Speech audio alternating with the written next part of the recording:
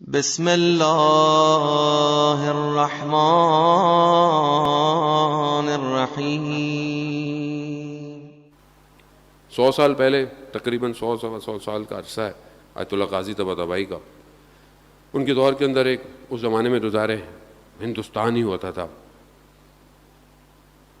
ایک طالب علم آیا نجف کے حوزے میں، کچھ عرصہ گزارا اس نے۔ اس زمانے کے جو سب سے بڑے مراجع تھے ان کا انتقال ہو گیا۔ اب اس نے کہا کہ میں کس کی تقلید کروں؟ تو اس نے کہا کہ مجھے خود امام زمانہ جب تک نہیں بتائیں گے میں تقلید نہیں کروں گا۔ اب ہمارے بھی کچھ لوگ ہوتے ہیں نا ایسے، ہم تو امام زمانہ کی تقلید کریں گے، تو امام زمانہ ہی کر لیں آپ، مسئلہ نہیں ہے، لیکن تھوڑی سی تقلید مراجع کی بھی کر لیں۔ امام کی تو کرنی ہی کرنی ہے، ظاہر اصل تو امام ہی ہے ہمارا، لیکن تقلید مراجع کی کر لیں آپ۔ تو خیر اس نے بولا کہ میں کس مراجع کی تقلید کروں؟ میں امام سے خود چاہوں گا کہ میری مدد کریں۔ کیا کیا؟ 40 دن مسجد سہلا میں بیٹھ گیا۔ مسجد سہلا جو مسجد کوفہ کے تھوڑے سے فاصلے پر ہے، جو لوگ جا چکے انہیں پتہ ہے، جو لوگ نہیں گئے خدا ہم سب کو زیارت نصیب فرمائے۔ مسجد سہلا بہت قدیمی مسجد ہے، یعنی انبیاء کے مقامات ہیں، اور وہاں پر امام کا بھی مقام ہے، آخری امام کا مقام ہے وہاں پہ درمیان میں۔ تو یہ وہاں بیٹھ گیا اور 40 دن عبادت کرتا رہا۔ 40ویں دن اچانک سے دیوار سامنے جو تھی وہ ہٹ گئی۔ ہٹی تو اس نے دیکھا کہ ایک جگہ کھل گئی ہے۔ یہ گیا، اس نے دیکھا کہ ایک شخص بیٹھا ہوا ہے۔ شخص کون ہے؟ امام کے 4 نائب تھے غیبت صغریٰ میں، ان میں سے ایک نائب بیٹھا ہوا ہے۔ اس نے کہا کہ مجھے امام سے کام ہے۔ کہا جو کام ہے ہمیں بتاؤ، ہم پوچھ کے بتا دیں گے۔ کہا نہیں، مجھے خود امام سے ملنا ہے۔ کہا اچھا اندر چلے جاؤ دروازے میں۔ اندر دروازہ کھولا، اندر گیا، دیکھا کہ ایک اور نائب بیٹھے ہوئے ہیں، ان سے بھی اس نے یہی کہا۔ انہوں نے کہا کہ میں کر دیتا ہوں۔ کہا نہیں، مجھے خود امام سے ملنا ہے۔ ان کا اندر چلے جاؤ۔ دروازہ کھولا، تیسرا نائب بیٹھا ہوا ہے۔ خلاصہ بہرحال یہ آخری دروازہ کھول کے جب گیا تو اس نے دیکھا کہ امام تشریف فرما ہے، امام بیٹھے ہوئے ہیں۔ اس نے امام کو سلام کیا، عرض ادب کیا، کہا مولا میں رہنمائی چاہتا ہوں کہ میں کس کی تقلید کروں، مراجع اور بھی ہیں بہرحال۔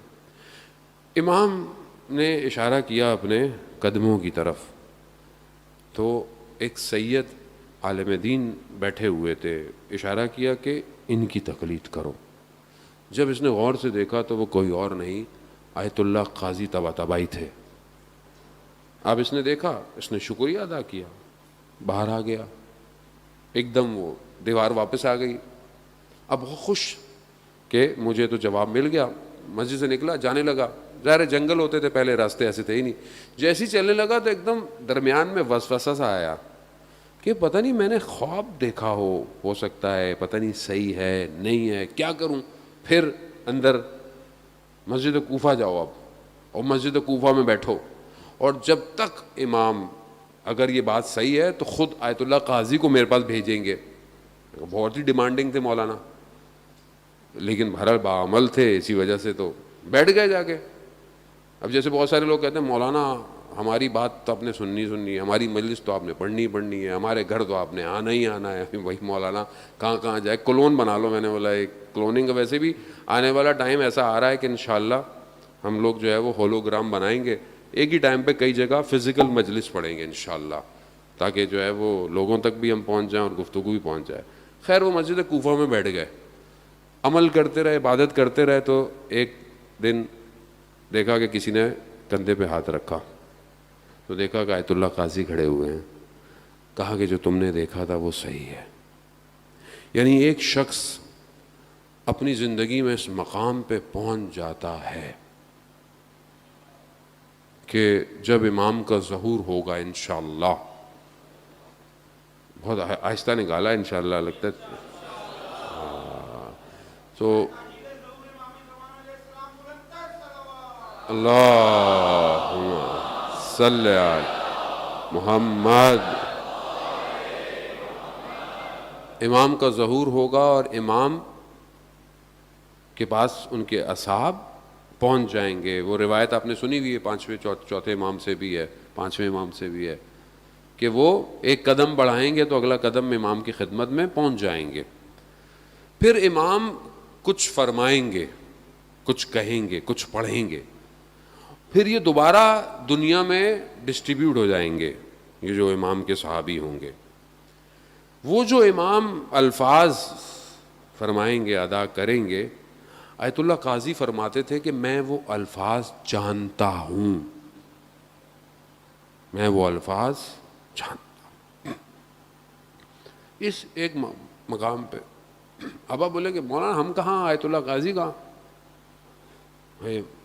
ٹھیک ہے, ہم نہیں ہو سکتا, وہ نہیں پہنچ سکتے, لیکن ناممکن نہیں ہے.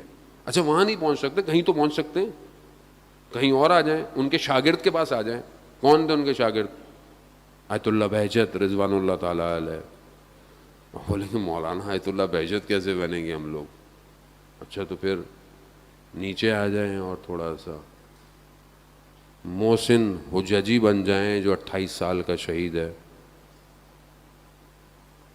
اب اور کتنا نیچے آئے ہم لوگ عزیزان محترم. بڑے ایک شہید کہ جب اسے لے کے جا رہے ہیں اتنا سکون سے جا رہا ہے جیسے امام کو دیکھ رہا ہے, دیکھ رہا ہے.